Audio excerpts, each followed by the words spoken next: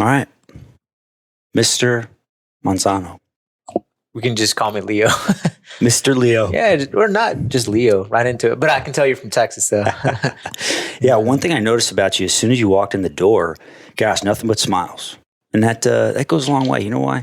Because I think people are a little afraid to smile this day and age. Yeah, I mean, or everybody's on everybody, including me, right? I'm guilty of being on the phone too. Like, you just kind of stare at the phone. Just a thing that we all do innately or subconsciously. Yeah. Yeah, staring at the phone. Yeah. What are you staring at when you're on the phone? I mean, it depends, right? But 9 times out of 10, it's probably nothing, right? You're just scrolling or subconsciously scrolling. So let's paint a picture for everybody. Yeah. So thanks for coming in and bringing the energy into this office. I mean, this office is already full of energy. Yeah. You brought it to the next level when you came in here. I don't know if you knew that. So thank you so much. I didn't know that. Yeah, it's incredible. Thank you. Yeah. And Olympics. Okay. What percent of the population can say that they even competed? What would you say? I mean, it's like 0.0 something percent. Yeah. I mean, I'm not going to give you the exact percent because I don't know, but I know it's like very, very minimal. Well, the percentage of people that even complete a marathon is like 1%. Yeah. Of the whole population. So take that and divide it by who knows how much, right? Yeah. Well, it's, wow. You know, if you think about it too, it's like there's another one that like people that can get a Division I scholarship at a university is like very like 0.00, right? So then you take it another step further and you're like making Olympics or whatnot. And that's like, but yeah. And you did it. Yeah. I mean, I did it twice. I missed my third one by 0.2 of a second. That was an interesting time and an interesting race. But yeah. We're going to talk about that. Okay. We're going to talk about that. Yeah. What would it be without actually talking about the good stuff? Yeah. We're going to talk about first. I got to know, in life, we have these literally pivotal moments that have us make these super drastic decisions, right? Where we really got to dig deep within ourselves and perhaps seek outside guidance, so on and so forth. So what I'm going to ask you to do, we're going to kind of run through this exercise here. What would you say was the first defining moment of your life on your road to victory? It could be when you were 5 years old. Wow. Put me on the spot. I mean, yes. I don't know exactly if there's one defining moment, right? I think it was like a series of steps along the way. I mean, that's kind of how I see it, or at least, right, that certain things have to happen for other things or better things to be able to happen and or bad things, right? Because it can go both ways. It's not always just, right. It's, I mean, I guess just starting off, just thinking about it, the DNA that we're blessed with or not blessed with, like that's always a thing, right? So it's like, I got to thank my grandma off the bat, because looking back on my family history, nobody's been a runner. Nobody's been into athletics. Nobody. But my grandma, probably at, I'm going to say like age 70, she was still jogging like 2 miles a day. What? Yeah. So I grew up in this. I was born, kind of raised a little bit to the age of about 4.5 or 5 in this small community, which a couple of years ago didn't have running water or electricity. Where was this? This is in the state of Guanajuato, Mexico. So if you point your finger almost directly in the center of the map, that's Guanajuato. A lot of people know San Miguel de Allende, which is beautiful. You're actually having a lot of people from the U.S. are moving there now. But the spot, the little community is called Mojoneras. So it's at one point, and probably still today, it's still kind of in the middle of nowhere, and just within like the Mexican mountains and rolling hills. I mean, it's beautiful place. But I still have memories of running with my grandfather there. But I think the credit has to go to grandma. Yeah, definitely. Did you see her doing this? Growing up? So, I was there until the age of about 5, and then we came to the U.S. And then I spent probably, I'm going to say, so about age 13 or 14, where we had to spend some time because we were going through our legal process and legal paperwork to put us on a path to citizenship. I mean, it didn't happen overnight, right? Like all these things like take time. So, but going back to grandma, like she's still running at age, I mean, I forget exactly how old she is, but at that point in time, she would go, and because of the way the community set up, right? This community, kind of like a very farming agriculture based society community. So what would happen is like, all the animals, you have to take out the animals and they're out like herding the sheep, the goats, cattle, whatever, whatnot.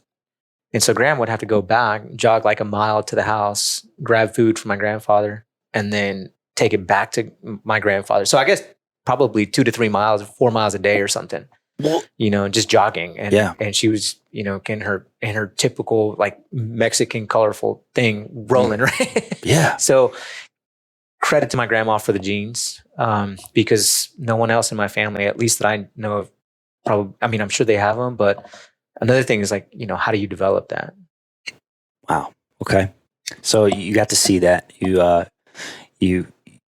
Was that inspiring at all to see that? Initially too, right? What happens is that sports in Mexico, or at least in these agriculturally based, communities are not a thing. I mean, sports you do. Yeah, no. It's like people see the next big sport is soccer. And it's like, you only see that on TV, right? Or like there's, and the next way out is like, hey, you come to the US and, you kind of like grow up and you find a way to get here and work, and you work, your butt off, your tail off and all that. So my family brought me over when I was about 4.5 or 5, started kindergarten in Marble Falls, Texas, was raised, raised / grew up in Granite Shoals in Marble Falls, Texas. I mean, nice. Both amazing communities, about an hour away from here. Yeah. And so that's where I grew up.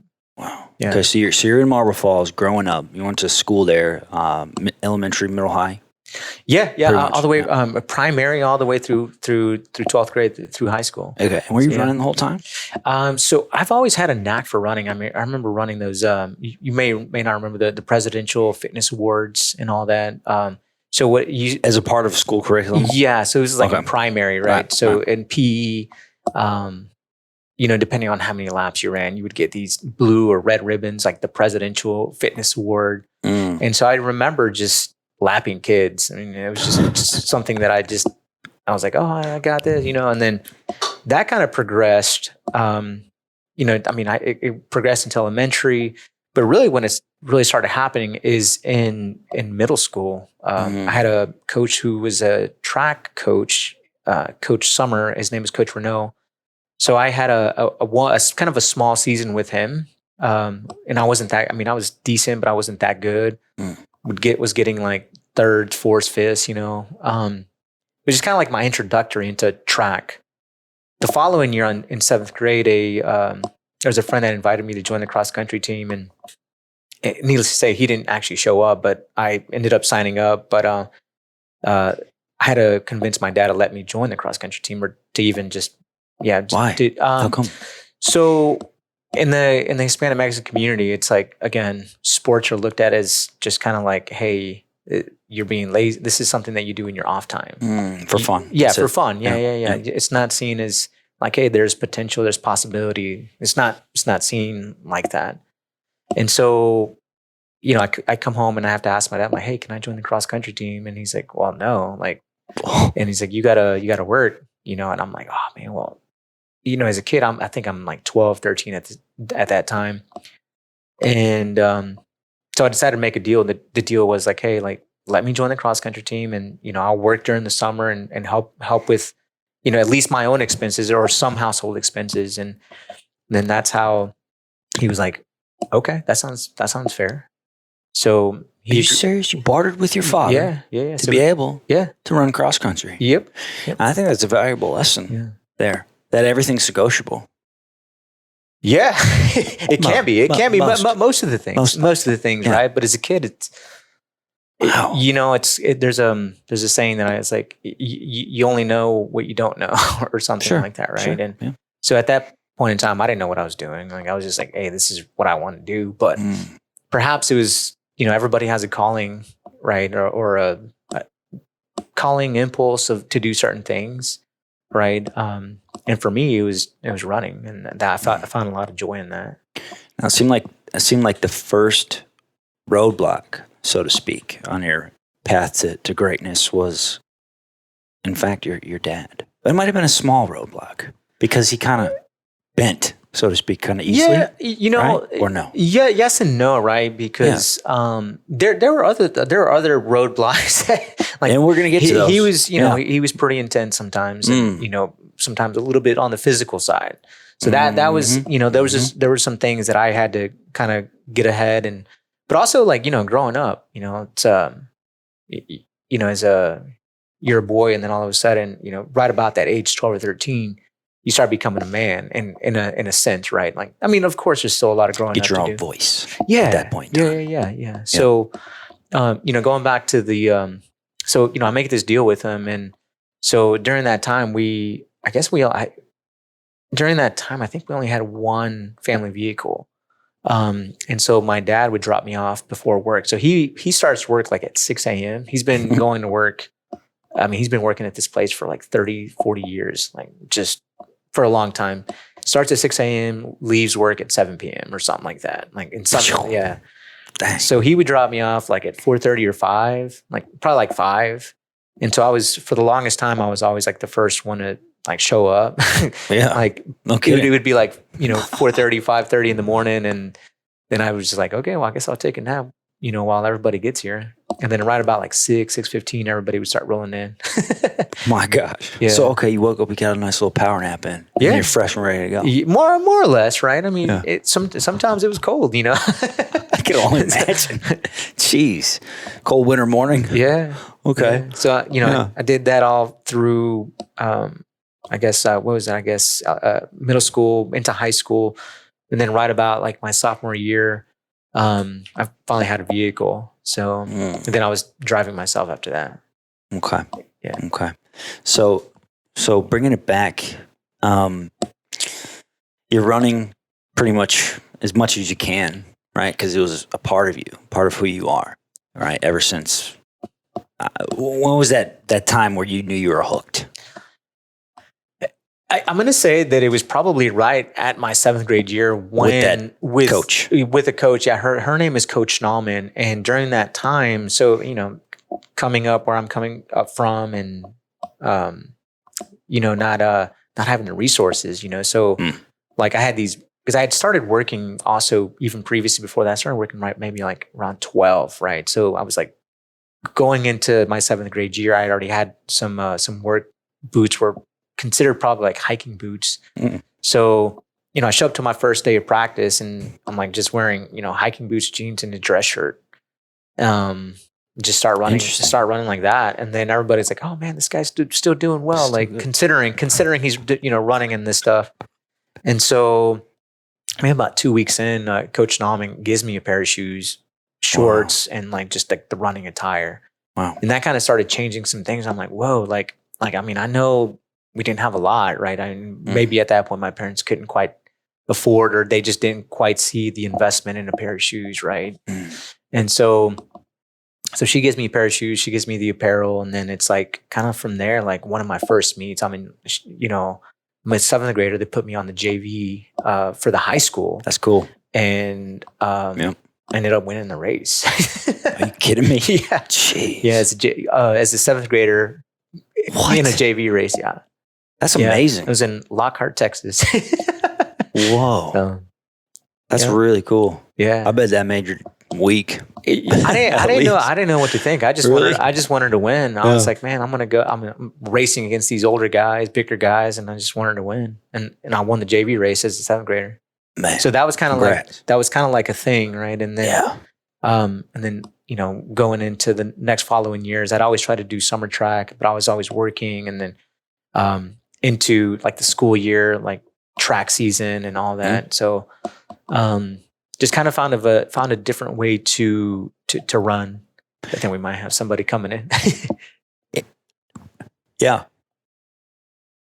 Yeah, no, we're good. Okay. Yeah, we're good.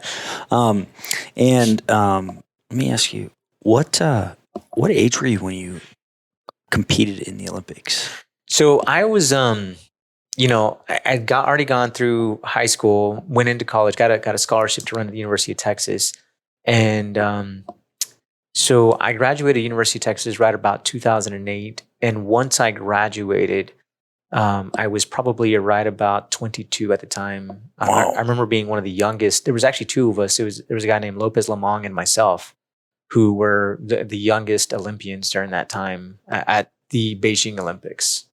Like you two? Yeah. Were the youngest. We were the youngest. Yeah. During that time, at least for track and field.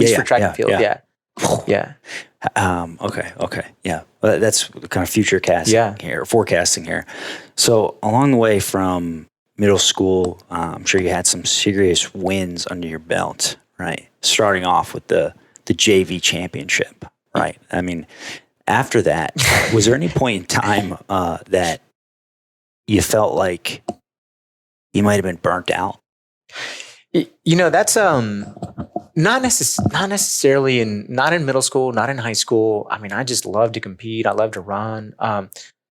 In middle school and in high school, something that started happening, like I guess as I go into high school, let me just explain this, because when I go into high school, all of a sudden, so my sixth grade math teacher, it kind of known about me. And as a middle schooler, people started kind of hearing about me. It's like, hey, there's this kid that can run, and the way that I'm running and all that. And there's all these little cool connections. So my sixth grade math teacher, and then also one of my track coaches as a seventh and eighth grader, Coach Storer, right, which I'll bring in a little bit later on.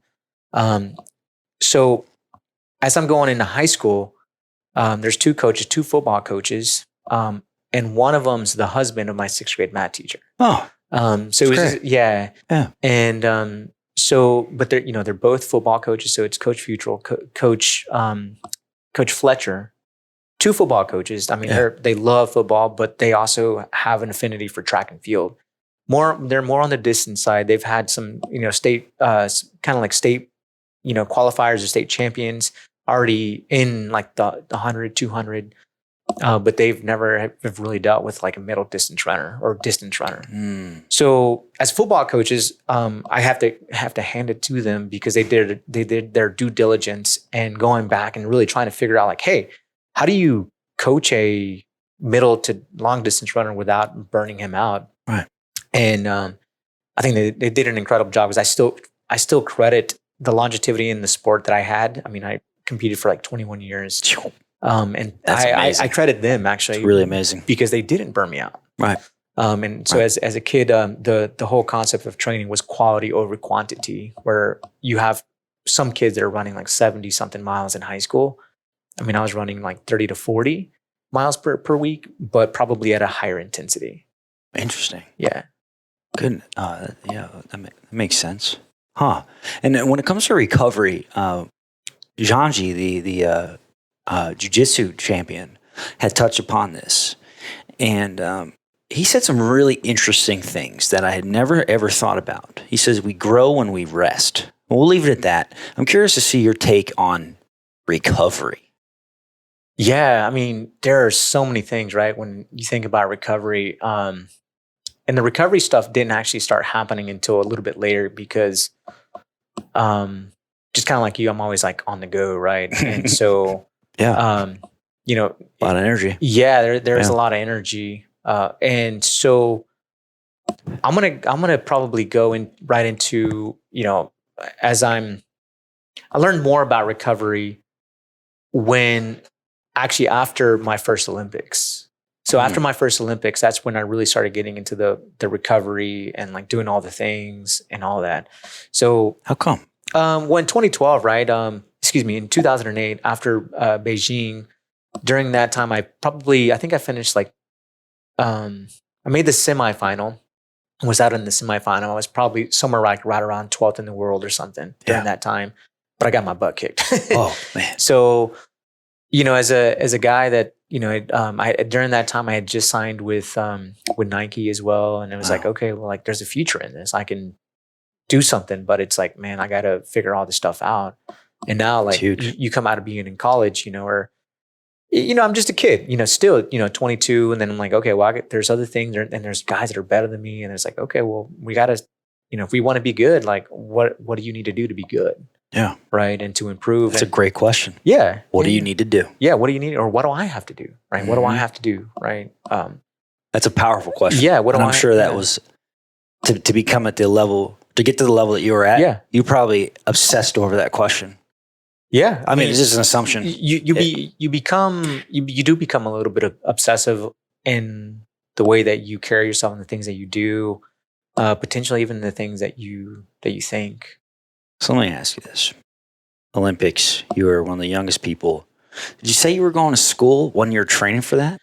So I had, I graduated, I graduated in 2008. I think it was maybe the fall or, interestingly, no, I had already, it must have been June or July because the Olympics were in August. Okay. So I graduated like sometime in July, I think, June or July.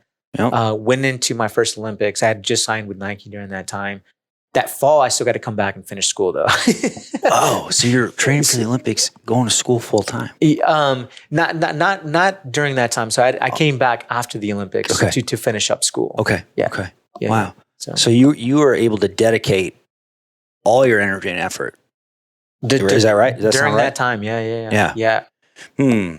What did you have to resist? What did you have to say no to in order to compete at that level and to stay in your training regimen? Well, because you weren't running all the time. Going from college to, from 2008 to 2012, there was a big learning curve. Like there was more maturity, right? Because I think in oh boy.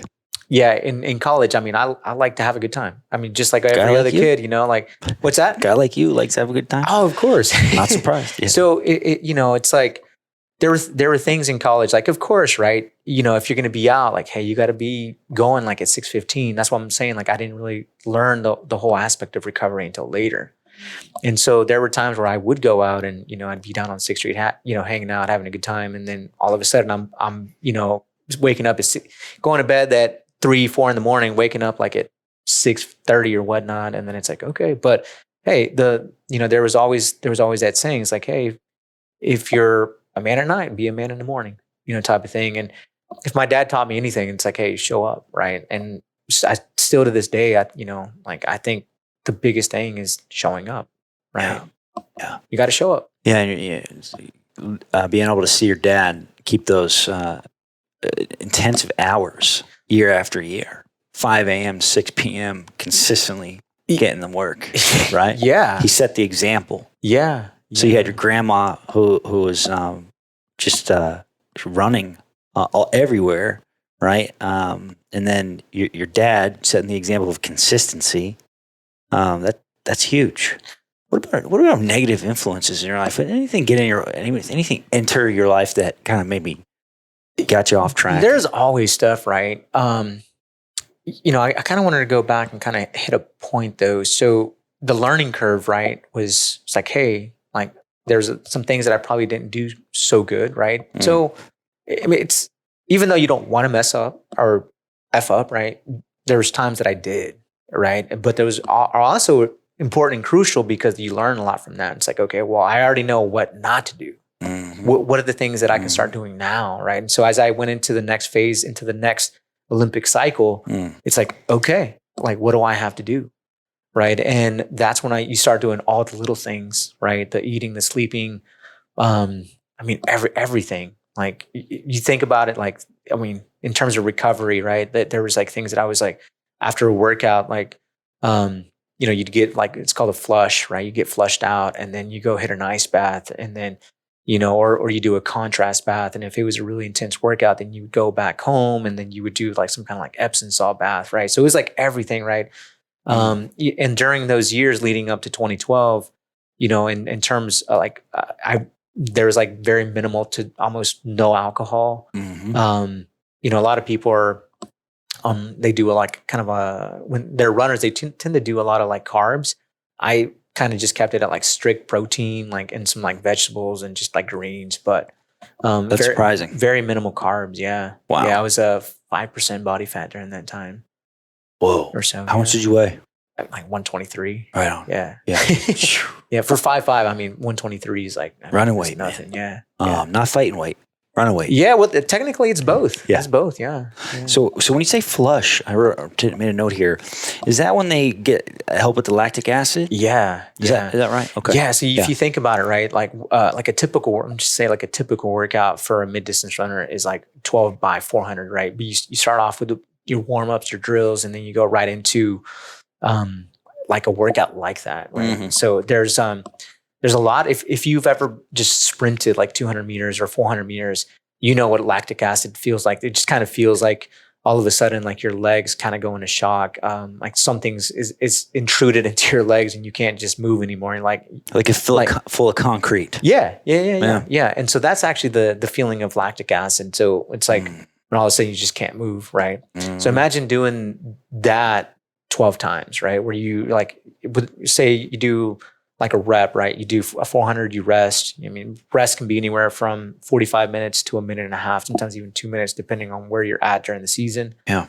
But if you do 12 of them, all of a sudden, like imagine how much gunk, right? How much lactic acid buildup that's in your legs. Insane.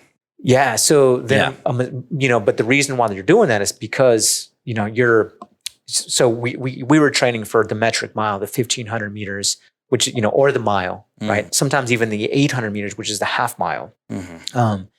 And so, you're running these laps, potentially, at least an average of like 60 seconds. Sometimes you can dip down into 55, and depending on what the workout's calling for, sometimes you dip down to like 50 to 51 seconds, right? For 400 meters. In training. And sometimes you got to do 12 of them, right? You're not going to put all like back-to-back 51s or 50 seconds. No. But like an average, let's say an average of like 57 seconds per lap, right? With significant recovery. Crushing it, yeah. With significant recovery, right? But it's also, so just, if you imagine how much like lactic acid, but that's just in preparation to run 1 mile. Yeah, and there's a measurement of lactic acid, right? You could do it, test in your ear or something. What would you typically get up? Do you have any idea about this? During that time, I just have always gone off of feel. Yeah. Right. Yeah. Nowadays they have more technology. Okay. Right? I mean, I was 2008, this is kind of like Instagram was just becoming a thing. Like I didn't start with all the tech stuff probably until after 2012, like sometime like 2015 or 16. That's when I started doing all the like the test, the finger test and all that stuff. But beforehand, it was just off of just feeling, right? Which I think is pretty important actually. Because nowadays, like people have their watch and like, oh, I'm at, 160 or 180 beats per minute. But it's like, well, what are you feeling though? Like, what are you? Yeah. You got to take that into account. Yeah. What would you say your secret sauce is? Secret sauce, man. And it could be what do you call it? Like a ritual, right? It could be something that's totally made up that it doesn't have anything to do with anything, but it puts you in a mindset. It could be a real thing. It's not necessarily like a secret sauce, but I think in all this running or competitive realm, right? It's like sometimes there's a lot of nerves, right? And what is nervousness? Sometimes you can kind of equate it to fear and whatnot, right? But I think along the way, I've always just been I've had, faith in myself, but also just faith in God, right? And just being like, hey, whatever happens, it's going to be fine, right? But as you're stepping into these, like, these races and, there's a lot of nervousness, right? So it's like, whether you say that there is nothing or whether there is something, right? Like I've always believed in God and I'm like, you know what, let me just fall into that, right? Yeah. Yeah. And so that's what I've always done. So that's powerful. And I got that sense that I felt that when you're in here. It's hard to explain. That's very interesting. Very interesting. Yeah, I'm a believer myself, and that's wow. I don't even know what to say about that. How can one apply that principle to their lives and their own successes, right? Not asking for an answer here, but I think it's something to be aware of. Yeah, well, it's also I think a lot of the time, right? Like, So I grew up Catholic, right?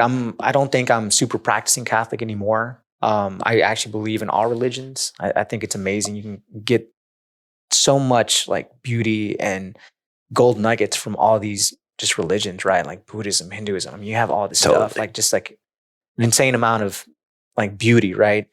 And I just like taking the best from everyone. But however, it's like you take the best and you just apply it to yourself, right? What I've noticed that just along the way, right, whether you call it God or you call it source or the universe, right, which I don't know exactly how to explain it because I do believe that it's probably way bigger than we can even imagine, right? So and that's why I think people should have the freedom to call it whatever they want to call it, right? I call it God, right? Yeah.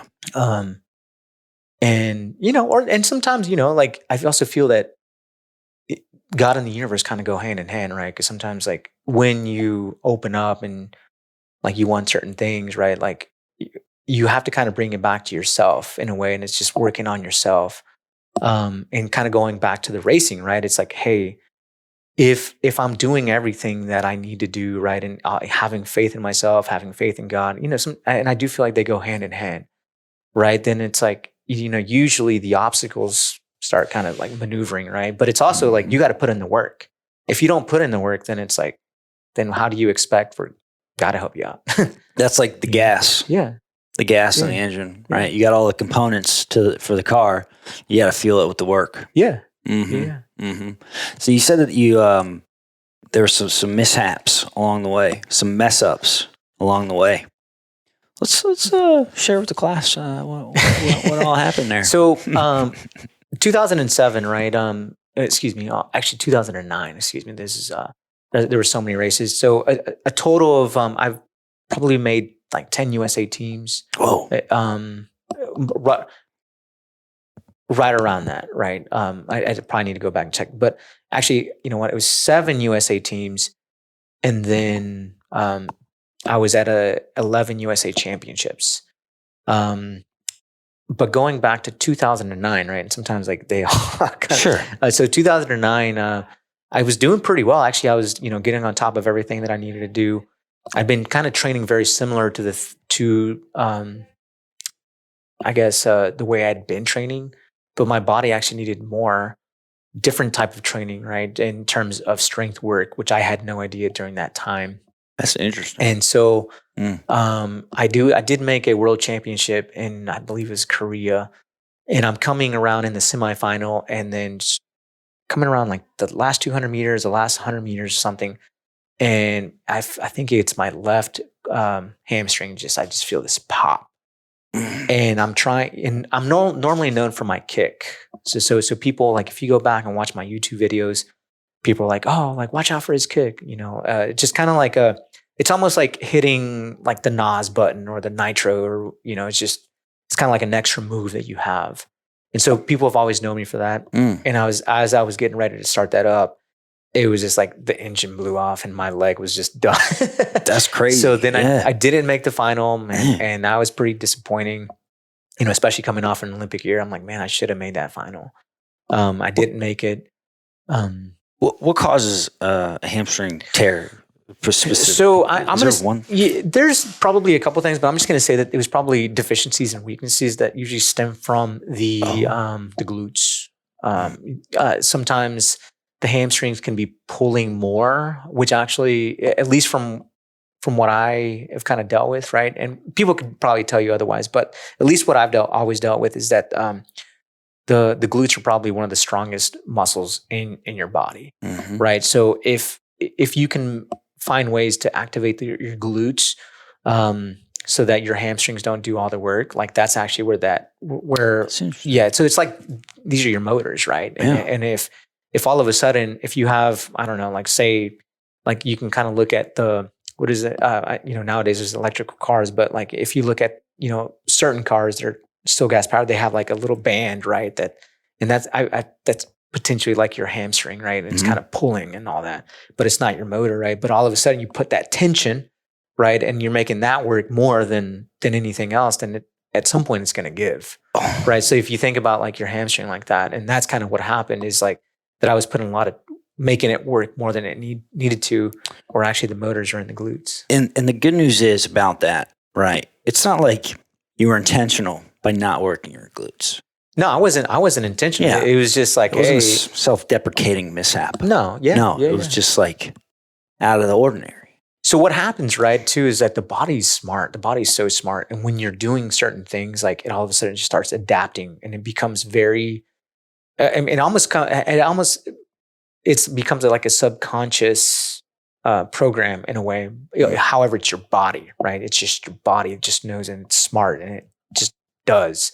That's right. Cool. So sometimes what you have to do is you have to switch up the work, switch it out, get it out of that state of just running on that program, kind of shake it up, right? Yeah, I know what I'm talking about. And so what I had to do is like completely revamp my strength workouts.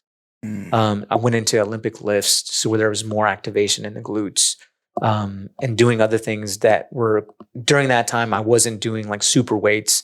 I'm talking like we were doing like hang cleans and hang clean high pulls, like Olympic style type lifts. Yeah. Those are fun. Yeah. Those are fun. They activate the entire body. And have you been doing that strength training period, like ever in your running career? Yeah. So a big shout out to one of my strength coaches, Trey Zepeda. I mean, that guy. Where's he? He's around town. I believe he was working for a company called Sornex. I haven't seen him in a while, so I don't know if he's still there, but if he is, big shout out to him regardless. That's cool. So thanks to him, I had worked with him in college and it came back to him after like a 2 or 3 year hiatus, and just working with him just really changed up the way, the things that it changed up my body physique, my tone, like everything. I just felt stronger. I felt more confident. All these things that we were doing in the weight room. So there's a principle that stands out to me here. I learned it in Tim Ferriss's book, 4 Hour Work Week. There's always a lateral option, right? It seems like you found exactly what you needed to do in your strength training to get you to the next step, to counterbalance what you just gone through. Right. Well, if you also think about running, it's just a forward straight movement, right? So just imagine like all the muscles that you're not using, right? So it's like you have to, at some point, something is going to give if you're just going just a straight motion. And so when you're getting in the weight room and you're doing, there's, if you think of the body kind of like, it kind of is a car, and you think about like how sometimes in the tires you have to adjust certain things, right? So that you might have to help me out here. Yeah, you got the weights in there? Well, the weights are kind of like, so you have to, how sometimes you got to rotate the tires or like almost like the frame, you got to like and balance them. Yeah. Oh, yeah. So the body's the same way. The body's the same way. Like you have to, so a lot of the times it's like, you look at your weaknesses and it's okay, well, what can we do to, strengthen that? So in terms of muscles and all that. Yeah. That's a really good message to people. If we were to wrap that message up in a bow, it would be perhaps check your training styles. If you're doing the same old thing, maybe your body could use a shift.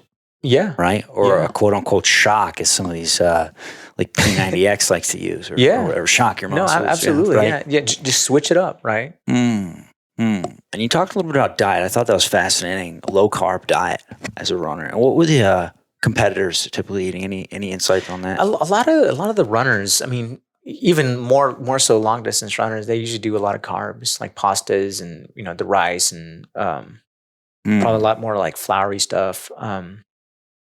But it was like, for me, I just felt like I just always gained weight.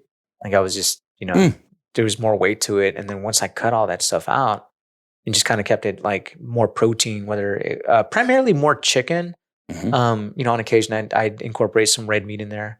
But that just, and definitely some greens, right? You definitely have to incorporate some greens in there.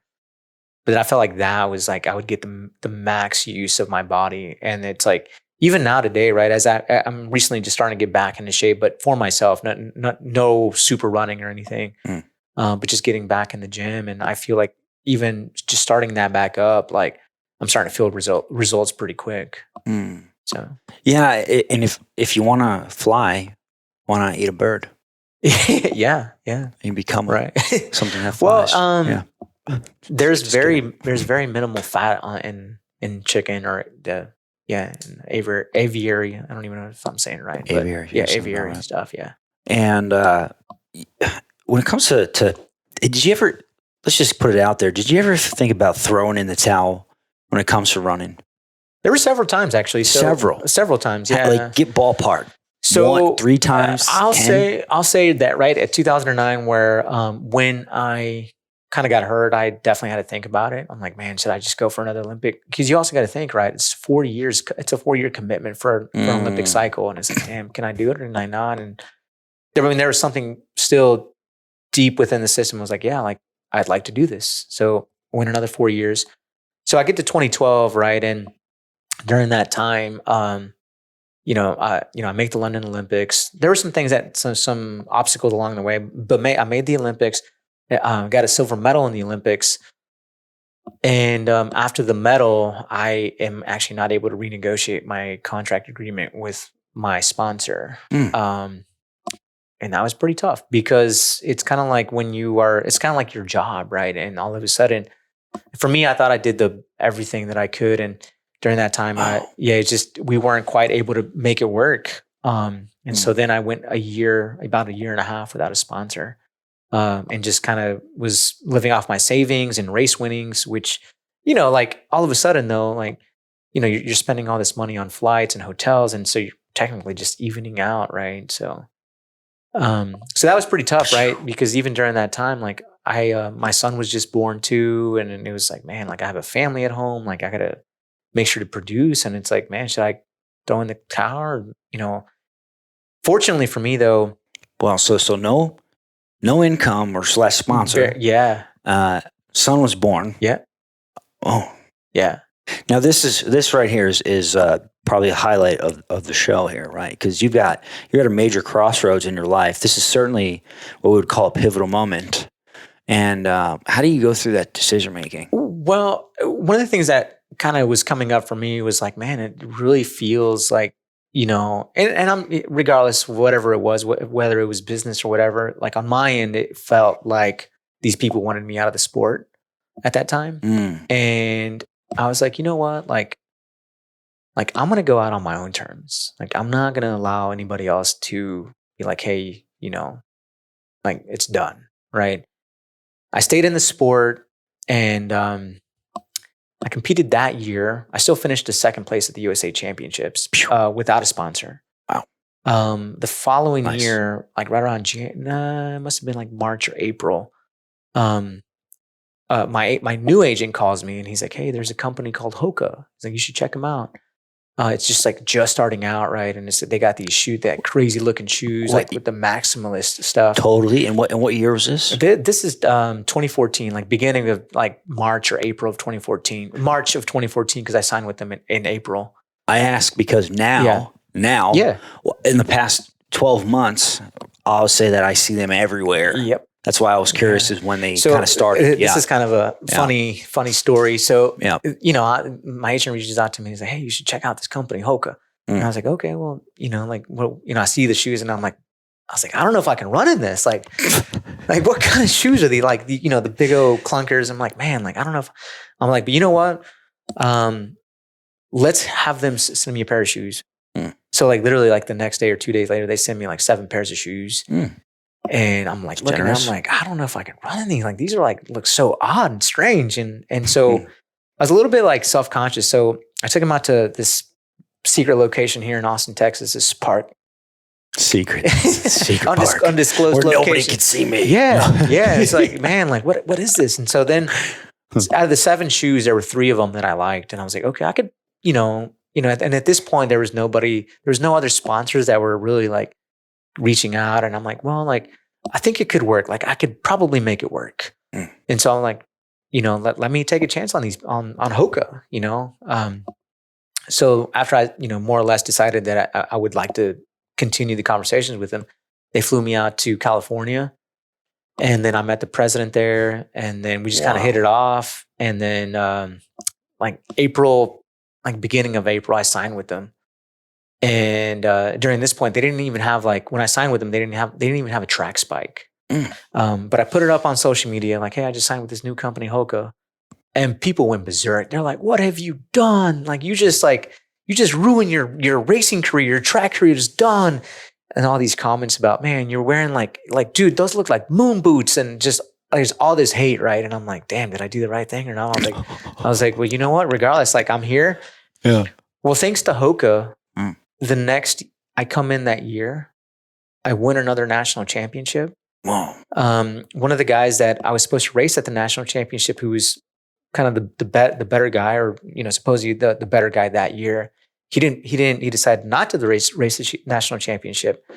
So then I ended up racing him in Monaco, probably 2 months later, a month to 2 months later. Yeah. And ended up beating him. And then I ran so at this point too, wow. Yeah, and so I, according to this guy that ended up commenting on this thread, that right, he's like, not only did you win the official national championship, but also the unofficial national championship. So, but going back, Hoka took a chance on me, and thanks to them, I was able to continue on, and I continued on for another 4 years till about 2018. Whoa. So. Yeah. Wow. Just got a random call from your agent. Yeah. Yeah. It's like, hey, there's this company called Hoka, right? You believed in them, and they believe in you. Yeah. That's partnership. Yeah. Yeah. Yeah. And you still are with them. I am. Yeah. Yeah. So now, so I was Hoka's number three athlete, probably their biggest track and field athlete, but because beforehand they were only into trail running. They started off in the French Alps, kind of for these runners that do these. Well, they obviously do these ultra marathons, 100 to 200 miles, depending on what they're doing. Long. And the reasoning for these shoes at that time, the thickness, was because these guys were running down hills, right? And people wanted a shoe that could take the pounding when you're coming down. Have you ever tried running downhill? Oh yeah. And you know how it's just on your knees, it's just brutal, right? So that was the whole reasoning behind the Hoka thing. However, in 2014, the company got acquired by Decker's Brands. And then they just got it the two guys that actually came up with the concept of the shoes, Nico, what is it? Regardless, they look like mad science. I mean, they literally look like Albert Einstein. Great. And Great. So, but yeah, Essential. so they're still involved with the company. They're still making shoes and all that. So, yeah. Whoa. Okay. Yeah. So the Albert Einstein crew, they came on. They were an essential piece of the puzzle. Yeah. And so it really interesting and pretty awesome is that when I signed, they didn't have spikes. Within 6 months of me signing, they had a working prototype, which supposedly, right, just coming up with a pair of shoes and making it, it's not easy. And especially not in 6 months. And they hashed something out quickly. That's interesting. Yeah. I wouldn't know anything about that. I wouldn't also think, though, that it takes a very long time.